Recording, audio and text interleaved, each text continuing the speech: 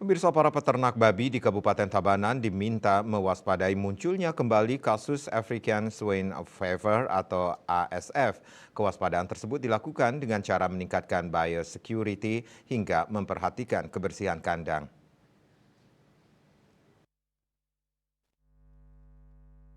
Kepala Bidang Peternakan dan Kesehatan Hewan Dinas Pertanian Kabupaten Tabanan, IGD Eka Parta Aryana mengungkapkan serangan virus ASF pada babi kembali muncul saat ini.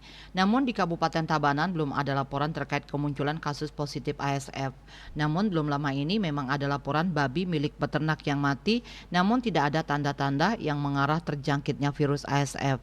Meski begitu, dengan munculnya kasus ASF di salah satu kabupaten di Bali, maka peternak di Kabupaten Tabanan harus mewaspadai munculnya hal yang sama pada babi mereka karena ada potensi ancaman.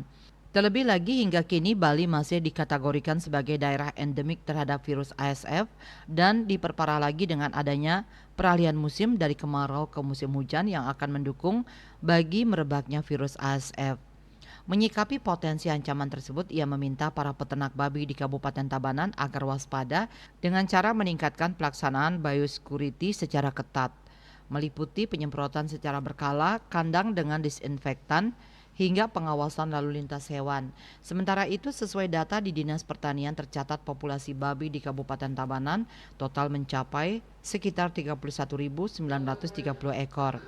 Jumlah tersebut menyebar di 10 kecamatan dengan populasi terbanyak terdapat di Kecamatan Baturiti sebanyak 9.528 ekor.